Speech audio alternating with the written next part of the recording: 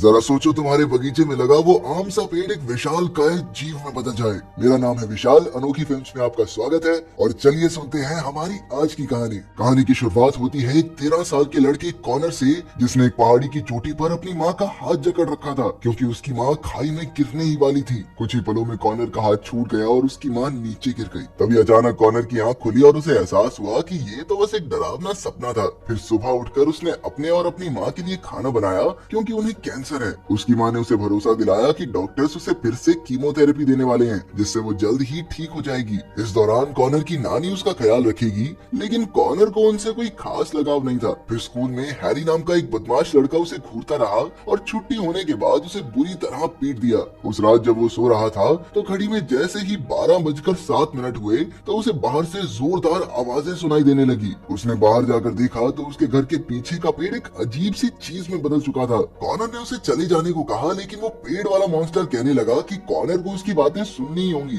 मतलब चॉइस नहीं है भैया आपके पास। मॉन्स्टर ने कहा कि वो फिर से लौट कर आएगा और उसे 3 कहानियां सुनाएगा, जिसके बाद कॉनर को भी अपनी एक सच्ची कहानी सुनानी होगी। ये वही सच होगा जिससे कॉनर सबसे ज्यादा डरता है। इसके बाद अचानक कॉनर अपने कमरे में पहुंच गया जो पत्तों से भरा हुआ था। पत्तों को देखकर वो समझ गया कि जो भी उसने देखा वो कोई मामूली सपना नहीं था। फिर अगली सुबह उसकी नानी घर आ गई, लेकिन कॉनर ने उन्हें वापस लौट जाने को कहा। उसे पूरा यकीन था कि इलाज के बाद उसकी माँ पक्का ठीक हो जाएगी। उस रात नानी उसके कमरे में सो गई और कॉनर को हॉल में सोना पड़ा। जैसे ही घड़ी में 12:07 हुए तो कॉनर ने खिड़की से देखा कि वो मॉन्स्टर बाहर खड़ा था। अब उस मॉन्स्टर ने कॉनर को अपनी पहली कहानी सुनाई। सैकड़ों साल पहले एक राजा था जिसके सारे बेटे राक्षसों से जंग लड़ते हुए मारे गए। उसका आखिरी वारिस उसका पोता था जिसे पूरे राज्य के लोग बहुत पसंद करते थे। बाद में बूढ़े राजा ने दूसरी शादी कर ली और सारी प्रजा को लगा कि रानी राजा को जहर देकर खुद राज्य को हड़पना चाहती है। लेकिन कुछ समय बाद राजा खुद ही बीमार होकर मर गया। अब वो जवान रानी राजा के पोते से शादी करके फिर से रानी बनकर रहना चाहती थी, लेकिन वो राजकुमार एक किसान की बेटी से प्यार करता था और उसके साथ भाग गया। रात को वो दोनों एक पेड़ के नीचे सो गए और वो पेड़ कोई और नहीं बल्कि यही पेड़ था जो अब मॉन्स्टर बनकर उसे कहानी सुना रहा है। सुबह जब राजकुमार उठा तो उसने देखा कि किसी ने उसकी प्रेमिका का खून कर दिया था। उसने पेड़ से मदद मांगी और पेड़ जिंदा हो उठा। फिर राजकुमार ने पूरे राज्य को बताया कि रानी ने ही उसकी प्रेमिका को मारा है। यह सुनकर सभी लोगों ने महल पर हमला कर दिया और इसके बाद किसी ने रानी को दोबारा नहीं देखा। लेकिन सच तो ये था कि वो मॉन्स्टर रानी को बहुत दूर एक सुरक्षित जगह पर छोड़ आया था जहाँ वो लोग उस तक पहुँच न सके। ये सुनकर कॉर्नर ने कहा कि उसे कातिल की जान बचाने की क्या जरूरत थी। इस पर मॉन्स्टर ने बताया कि असल में रानी तो कातिल थी ही नहीं, बल्कि राजकुमार ने खुद ही अपनी प्रेमिका को मारकर उसका इल्जाम रानी पर लगाया था ताकि राजगद्दी पर हक जताने वाला और कोई न बचे। इसके बाद उसने राजा बनकर कई साल तक वहाँ राज किया और लोग उसके राज में काफी खुश भी थे। कॉनर को ये समझ नहीं आया कि राजकुमार बुरा होने के बावजूद भी एक अच्छा राजा कैसे बना। इस पर मॉन्स्टर ने उसे समझाया कि दुनिया में कोई भी आदमी अच्छा या बुरा नहीं होता, बल्कि हर इंसान में अच्छाई और बुराई दोनों छिपी होती हैं। अगले दिन स्कूल में हैरी फिर कॉनर को घूरता रहा और बाद में उसे खूब पीटा। घर पहुंचकर कॉनर को पता चला कि उसकी माँ पर कीमोथेरेपी का कोई फायदा नहीं हुआ और अब उसके पिता भी अमेरिका से उनके पास आ रहे हैं। कॉनर की माँ ने कहा कि यहाँ बात नहीं बन रही, अब वो किसी और हॉस्पिटल से इलाज करवा कर जल्दी से ठीक हो जाएगी, क्योंकि घर पर उसका ख्याल रखने वाला कोई नहीं था। तो अब कॉनर अपनी नानी के घर रहने लगा। नानी ने उसे घर की किसी भी चीज को हाथ लगाने से साफ मना किया था। कुछ देर बाद कॉनर के पिता उससे मिलने आए और दोनों बाप बेटा एक रेस्टोरेंट में गए। उसके पिता अपनी दूसरी पत्नी और बेटी के साथ अमेरिका में रहते थे, इसलिए कॉनर अपने पिता को काफी मिस किया करता। वो अपनी नानी के घर नहीं रहना चाहता था। वो चाहता था कि उसके पिता उसे भी अपने साथ अमेरिका ले जाएं, कुछ भी करके बस नानी से पीछा छूटे उसका। खैर रात को 12:07 पर वो मॉन्स्टर एक बार फिर से उसके पास हॉल में आ गया। अब वो कॉनर को दूसरी कहानी सुनाने वाला था। कहानी में वो दोनों करीब 150 साल पीछे पहुंच गए, जहाँ विज्ञान की नई दवाइयों के आने से लोग पुरानी जड़ी बूटियों की दवाइयों से कतराने लगे थे।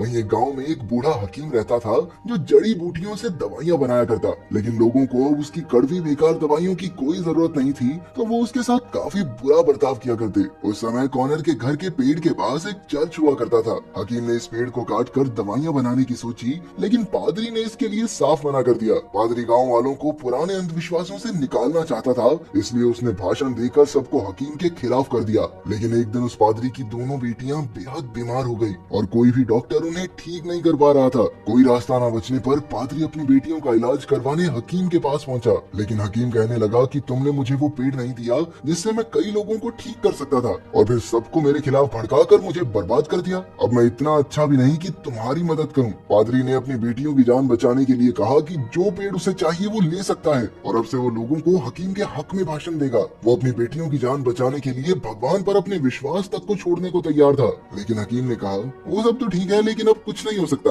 अगली सुबह पादरी की दोनों बेटियों की मौत हो गई। उस रात वो पेड़ फिर से मॉन्स्टर में बदल गया तो कॉनर को लगा कि इस बार वो हकीम को सजा देगा, क्योंकि उसने पादरी की बेटियों की कोई मदद नहीं की। लेकिन वो तो उल्टा पादरी के घर को तहस नहस करने लगा। तब जाकर पेड़ ने उसे समझाया कि चाहे वो हकीम कितना ही लालची, अड़ियल और बेकार आदमी क्यों ना हो, लेकिन वो हमेशा लोगों की बीमारियों को ठीक करता था। वहीं पादरी अपनी बेटियों के लिए उस विश्वास को भूलने को तैयार था जिसके दम पर उसने इतने सारे लोगों को हकीम के खिलाफ किया। वो लोग उस पर भरोसा करते थे, उसका कहा मानते थे। अगर उसने हकीम को पेड़ दे दिया होता तो न जाने कितने लोगों की जान बच जाती। पादरी का विश्वास दिल से नहीं बल्कि डर की वजह से था। आखिरकार कॉनर भी पादरी का घर तोड़ने में मॉन्स्टर की मदद करने लगा, लेकिन जैसे ही वो असलियत में लौटा तो पता चला कि उसने तो नानी के घर की गेम बिठा दी थी। ये सब कोई सपना नहीं था बल्कि उसने सच में सब कुछ तोड़ दिया था। जब नानी घर लौटी तो उन्हें इतना गहरा सदमा लगा कि उनके मुंह से एक शब्द नहीं निकला। उन्होंने चिल्लाकर आखिरी सलामत बची चीज भी तोड़ दी और कॉनर से कुछ नहीं कहा।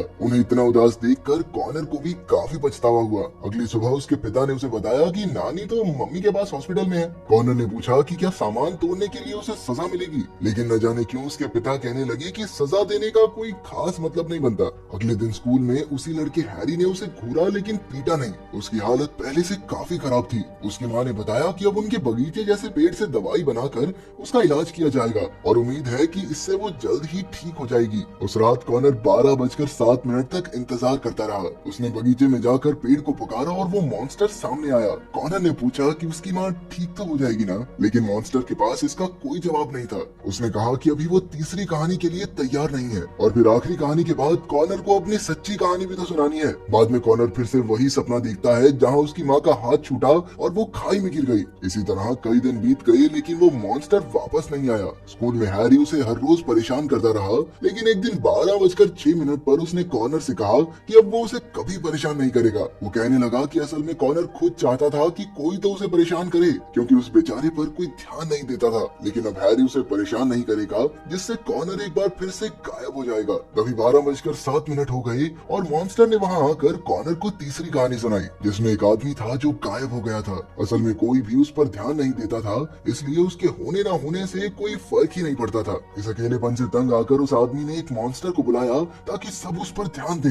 अचानक कॉनर के अंदर का मॉन्स्टर भी जाग गया और उसने हैरी पर हमला करके उसकी बुरी तरह धुनाई कर दी। अब कॉनर प्रिंसिपल के सामने था। उसने बताया कि हैरी इतना जख्मी हो गया कि उसे हॉस्पिटल में भर्ती करना पड़ा। कॉनर उसे पीटते हुए बस यही चिल्ला रहा था कि वो गायब नहीं है, उसका भी कोई वजूद है। खैर प्रिंसिपल ने भी उसके पिता की तरह ही कहा कि उसे सजा देने का कोई मतलब नहीं बनता, क्योंकि उससे कोई फर्क नहीं पड़ने वाला। बाद में वो अपनी माँ से मिलने गया, लेकिन अब उनकी हालत और खराब हो गई थी। नए इलाज से भी कोई फर्क नहीं पड़ा। अब उनके बचने की कोई उम्मीद नहीं थी। ये सुनकर कॉनर भावुक हो गया और अपने घर लौट आया। वो कब्रिस्तान से होता हुआ पेड़ के पास पहुंचा और उस मॉन्स्टर को जगाया। कॉनर ने गुस्से में उस मॉन्स्टर से पूछा, उस पेड़ ने मेरी माँ को ठीक क्यों नहीं किया, और अगर वो ठीक नहीं हो सकती थी तो ये उल्टी फुल्टी कहानियां सुना के मुझे परेशान क्यों कर रहे थे तुम। लेकिन मॉन्स्टर ने कहा कि वो तो कॉनर के बुलाने पर ही आया है। इस पर कॉनर भी कहने लगा कि हाँ तो अपनी माँ को ठीक करने के लिए बुलाया था मैंने तुम्हें, और वो कॉनर की माँ को ठीक करने नहीं बल्कि उसे ठीक करने आया है। फिर मॉन्स्टर ने कहा कि चौथी कहानी का वक्त हो गया है जो कॉनर को सुनानी होगी। तभी कॉनर के सपने की तरह चर्च जमीन में धंसने लगा।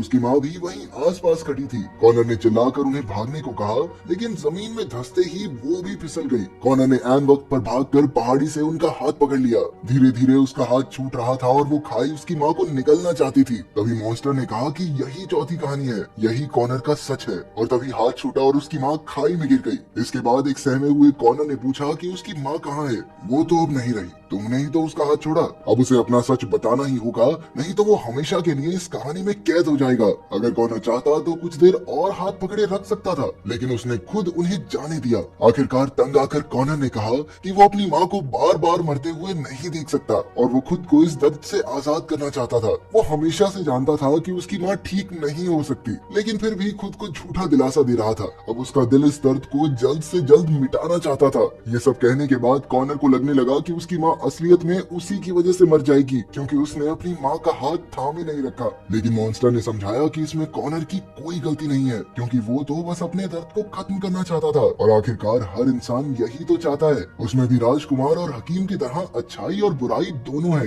आखिरकार कॉनर थककर सो गया और उसकी नानी उसे ढूंढते हुए वहाँ पहुंची। वो तुरंत उसे गाड़ी में बैठाकर हॉस्पिटल ले गई और रास्ते में कॉनर ने उनसे चीजें तोड़ने के लिए माफी भी मांगी। उसकी नानी ने कहा कि वो दोनों एक दूसरे से बहुत अलग हैं, लेकिन एक चीज है जो उन दोनों को आपस में बांधती है और वो है कॉनर की माँ के लिए उन दोनों के अंदर बसा बेइंतहा प्यार। वो दोनों एक दूसरे के गले लगकर रोने लगे। बाद में दोनों हॉस्पिटल पहुंचे जहाँ कॉनर की माँ अपनी आखिरी सांसें गिन रही थी। तभी 12:07 पर मॉन्स्टर ने वहाँ आकर कॉनर को सच बोलने को कहा। वो बच्चा अपनी माँ से लिपट कर रोने लगा और कहा कि माँ मुझे छोड़कर मत जाओ ना। उसने उन्हें जोर से गले लगाया और इसी तरह आखिरी बार अपनी माँ को अलविदा कहा। मरने से पहले उसकी माँ भी उस मॉन्स्टर को देखकर मुस्कुराई मानो वो पहले से उसे जानती हो। आखिरकार कॉनर अपनी नानी के घर रहने लगा जहाँ उसकी माँ का बचपन बीता था। उसकी माँ उम्र में बहुत छोटी थी जब उसके नाना गुजर गए थे और जब उसने अपनी माँ की पुरानी किताबें देखी तो उसे पता चला कि वो मॉन्स्टर कोई और नहीं बल्कि उसके नाना ही थे। उस मॉन्स्टर ने कॉनर की तरह ही उसकी माँ को भी किसी अपने को खोने के दर्द से लड़ना सिखाया था।